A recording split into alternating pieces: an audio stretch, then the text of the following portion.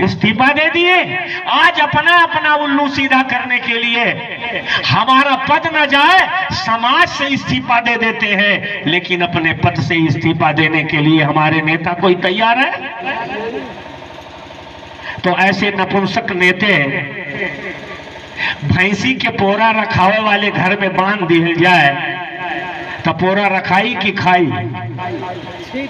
खाई जाई ना। अरे खाई तो खाई हुई में हगबो करी। थोड़ा देखिए, किसी किसी को मेरी बात मिर्ची भी लग सकती है, लेकिन हम अगले इलेक्शन में खड़े होने वाले नहीं हैं। जहां भी घेर के हराना होगा हमको हरा दीजिएगा, क्योंकि हम लड़ाई के मैदान में, राजनीति में आने वाले नहीं है। हम तो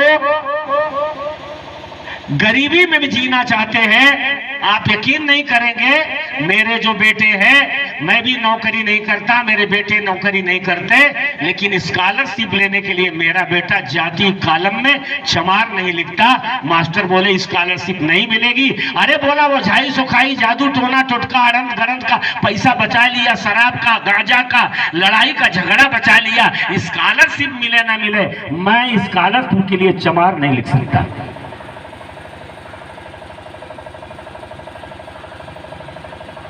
बोलिए, ये छोटी बात है क्या? ये हम सबको कर सकते हैं कि नहीं कर सकते? कितना स्कॉलरशिप मिलती है। अगर आप सीसी पीते हैं, केवल शराब छोड़ दे, तो महीने में 3000 रुपया बचा सकते हैं। बोलिए, बचा सकते हैं कि नहीं? एक महीने में 3000, यानी एक दिन का 100 रुपया, 30 दिन का 3000, और 5 साल का, एक साल का 36,000 और 5 साल का 1,80,000। 1,80,000 हमको मिलेगी स्कॉलरशिप, लेकिन हम खाली दारू छोड़ देते 1,80,000 बचा लिए कि नहीं बचा लिए? पीते हैं रोज दारू, स्कॉलरशिप के लिए चिरौरी करते हैं, दे दीजिए दे दीजिए, देने वाला दे दीजिए दे दीजिए। काहे को दे दीजिए? आगे बढ़ते विचार करिए इस पर, अपने को बौद्ध लिखिए। कोटा कम होगा तो होगा, अगर एक तरफ से कोटा कम होगा तो नया कोटा तैयार होगा कि नहीं? जब हमारे देश में हर लोगों की जनसंख्या के अनुसार आरक्षण का लाभ मिलता है, तो अगर हम बौद्ध हो जाए, तो अगर हमारी जनसंख्या 1-2% हो जाए, तो हमें 1-2% का लाभ मिलेगा कि नहीं मिलेगा? इस समय बौद्धों की जनसंख्या कितनी है भारत में? 0.06। 0.06। क्यों? जो बौद्ध हो गए हैं उनकी भी गणना आरक्षण के लाभ के लिए अनुसूचित जाति में, चमारे, महार में, धोबी में, पासी हो रही। इसलिए हमारे जो आंदोलनकारी है हमको रास्ता बताते हैं, आप बौद्ध बनो, बौद्ध दिखो, बौद्ध लिखो, बौद्ध कहो। थोड़ा आगे ले चलते हैं आपको। आपकी गलती नहीं है, हमारी गलती नहीं है। सामने वाले जो कुछ बड़े बड़े लोग करते हैं, छोटे लोग उसकी क्या करते हैं? नकल करते हैं। अगर बाबा साहब ने कुछ बड़ी बात किया है, कुछ गुरु रविदास ने नकल किया है या कुछ बताया है, तो आज हम लोग उन्हीं के नाम पर इकट्ठा है। लेकिन गुरु रविदास की इन बातों को हमको कम बताया गया कि जस केरन के पात में पात, पात में पात, रविदास न मान और जुर्स कह जो लग जाति न जात। तो जाति खत्म करना चाहते थे रविदास, जाति खत्म करना चाहते थे भगवान बुद्ध, जाति खत्म करना चाहते थे बाबा साहब। तो आज हम सम्यक बुद्ध विहार के इस प्रांगण में आपसे निवेदन करते हैं, एक ऐसा समाज बनाइए जो जात विहीन समाज हो। और जब जात विहीन आप हो जाएंगे तो बाहर आपको दुश्मन कोई नहीं दिखाई देगा, हर मनुष्य मनुष्य दिखाई देगा। और जब मनुष्य को मनुष्य की दृष्टि से देखेंगे तो आपके अंदर समता, स्वतंत्रता और बंधुता आएगी। यही बाबा साहब का असली मिशन था, यही गुरु रविदास का असली मिशन था। लेकिन हम लोग वही पीछे की बातें दोहराते हैं। आज का सामाजिक ढांचा कैसे बदलेगा, इसके लिए हमको भगवान बुद्ध का धर्म बाबा साहेब ने आज के 67 साल पहले दिया। और आज हमारा ये सम्मक बुद्ध विहार गांव-गांव के भाई बहनों से सहयोग लेकर के थोड़ा कम ज्यादा जो मदद पाए हैं, इस वीरान भूमि पर ये जो बुद्ध विहार बना दिया।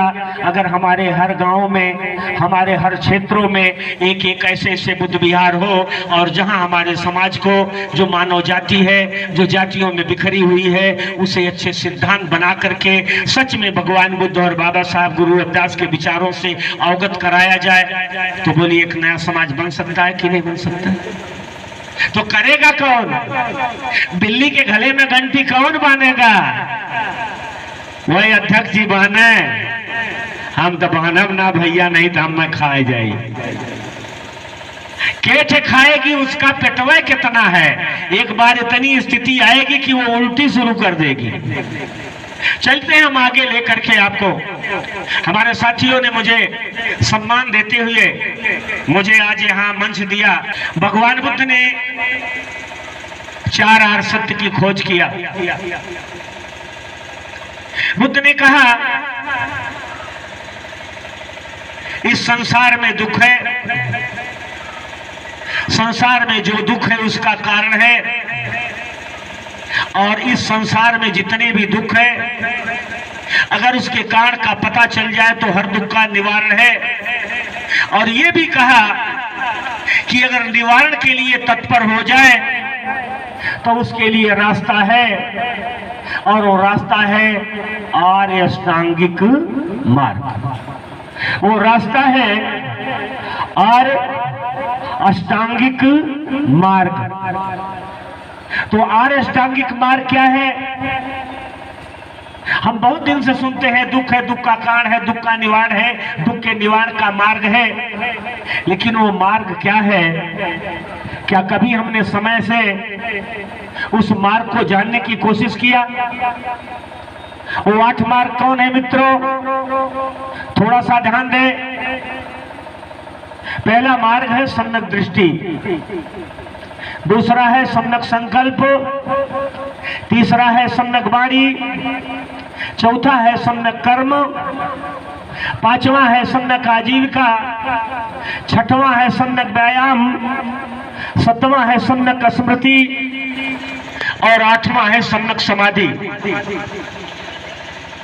तो क्या सम्यक दृष्टि, सम्यक दृष्टि के स्तर से आपने कभी अध्ययन किया? ये सम्यक दृष्टि क्या है? अगर आप लोग की विचारधारा चले, पारमी सब्बा पत्तो संबोधिमुत्तमं एतेन सच्चवज्जेन होतु ते जय मंगलम। जयंतो बोधिया मूले सख्यानं नंदिवर्धनो एवं तुहिं जय होतु जय सुजय मंगलम। सातत्वा बुद्धरत्नं औषधं उत्तमं वरं हितं देव मनुष्यानं बुद्ध तेजेन सुत्थिना न सत्वबद्धवा सबे दुःखा उपशमन्ते। शाकत्वा धम्मरत्नं औषधं उत्तमं वरं परिलाहोपशमनं धम्म तेजेन सुत्थिना न सत्वबद्धवा सबे भयावोपशमन्ते। शाकत्वा संघरत्नं औषधं उत्तमं वरं आहुडय्यं पाहुडय्यं संघ तेजेन सुत्थिना न सत्वबद्धवा सबे रोगा उपशमन्ते। यं किंचि रतनं लोके विद्यति विविधा पुतो रतनं बुद्ध समं नत्थि तस्मासोति भवन्ते। यं किंचि रतनं लोके विद्यति विविधा पुतो रतनं